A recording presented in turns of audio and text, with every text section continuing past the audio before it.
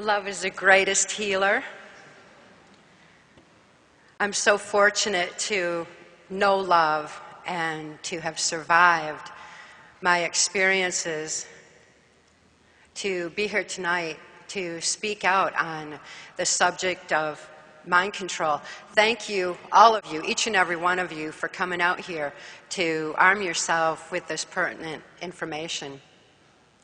Love is the greatest motive for me to speak out on this subject because it is my love for humanity that compels me to bring this truth to light.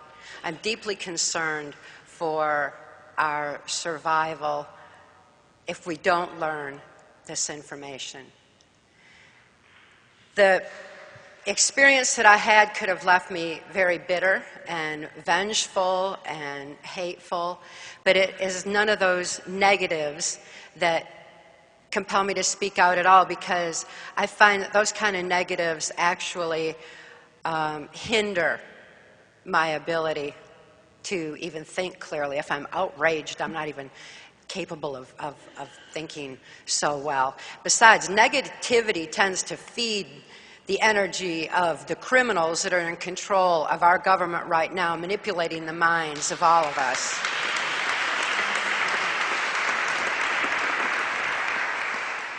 Now that I'm free to speak out, and now that I know love, it feels so good to realize that there are good people in this world, that there is good and bad running through everything. Here we are speaking in a church, and yet a church was so much a part of my abuse. So again, there's good and bad in everything. There's good and bad in government. There's good and bad even in the CIA. Mark Phillips is some powerful evidence to me that there are people in intelligence who have integrity and soul and compassion.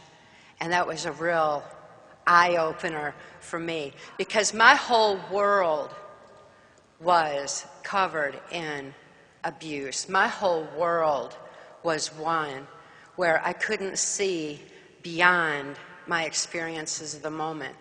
I couldn't even think to hope anymore. I lost that ability at about age 6. How it happened was that I was born into a multi-generational incest-based family like so many other people are. There's certainly nothing rare about it. Child abuse is so pervasive on our planet. All we need to do is open our eyes and look around us to see how widespread that it is. The sexual abuse that I experienced left my sexuality heightened, which is very common in a situation like that. And I'm sure that Dr. Lois Lee has seen so many of these children that, like myself, end up on the streets as prostitutes with their sexuality being exploited even further because of abuse that they'd already endured in childhood. It's absolutely atrocious, the extent of the abuse that's going on for systematic, deliberate reasons, and for reasons that have just become a so-called norm, a natural part of our society, because after 3 generations of an attitude of sexual abuse, it becomes autogenic within a family unit. That's why I said that I'm from a multi-generational incest-based family. My mother was sexually abused, my father was sexually abused, and the sexual abuse just goes all up the family tree. I don't see that as their excuse for abusing me sexually whatsoever. I ended up with like a 100th monkey syndrome, is something where I didn't have that natural propensity to continue that abuse or to even accept it and to think that it's the way things should be. As a matter of fact, it was so traumatic to me that I developed dissociative identity disorder, formerly termed multiple personality disorder. It's not that I could think to judge my father when he abused me. It wasn't like that at all. I mean, I was so very young. It happened as far back as I can remember, and he often bragged that he substituted his penis for my mother's nipple. So it was very early on. I also know that my father was like that with my brothers and sisters that came along in later years. So it was way before I could morally judge such a thing, or before I had any kind of mental concept of how life should be. Instead, my brain automatically kicked in.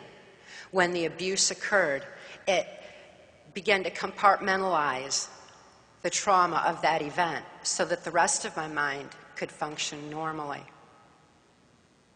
My father's sexual abuse of me was horrific because it suffocated me and it caused a lot of pain as a very, very young infant. At the same time, it put my sexuality into a survival mode that was the equivalent of breathing or eating or drinking. It was just became a very strong base instinct.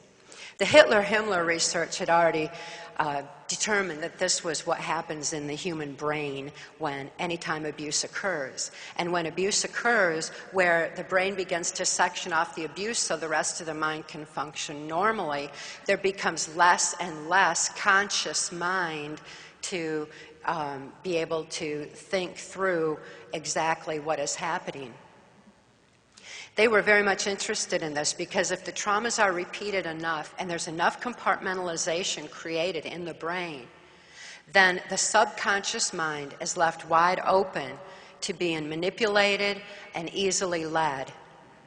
That was what they wanted for mass mind control in a society. It's what they wanted for that kind of Manchurian candidate attitude, and for being able to manipulate, ultimately, the politics of the planet as well as the population as a whole. These experiments that Dr. Ross referred to were so heavily going on when I was born in 1957 that by the early 60s, mind control was in full swing. The CIA was taking information from what the Catholics had long since learned about the effects of trauma on the human mind when they did the Spanish Inquisition and the Crusades, and they found out how people responded to that kind of trauma, that kind of torture. And it was so strong on the population, as a matter of fact, that it ended up where the few free thinkers that were left went underground, and secret societies began forming and spinning off that. I'm not saying secret societies are right or that they're good, but they came from horrible, torturous abuse that was going on, that was trying to control people and steer them into one belief rather than leaving them to their own normal development. Project Paperclip had already happened, and the Nazi and fascist scientists from Hitler's Nazi Germany were brought into the United States, and the information was being combined with this information from the Catholics that the CIA was combining into a very powerful form of mind control. The MK Ultra mind control projects were very strong, but they weren't just experimental at the time that I was in. They were already absolute. They knew exactly what they were doing. And they even had it established where they had a certain faction of the government set up to target children like myself who were suffering from dissociative identity disorder, where the memory of the abuse was compartmentalized into those different compartments. Along with that compartmentalization comes a 44 times visual acuity, because it's like you get these eyes in the back of your head to see if the abuse is coming. And when people have been horribly traumatized, you'll notice that their eyes are wide open, and very often you see the whites around their eyes. Their blink responses aren't even proper, but that's because the body is going into this mode of, trying to stop the problem before it happens again, or is trying to stop the traumas and the horrors before they occur again. Additionally, we use 10% of our brain. I've heard figures 8 to 10% of our brains is about what we use.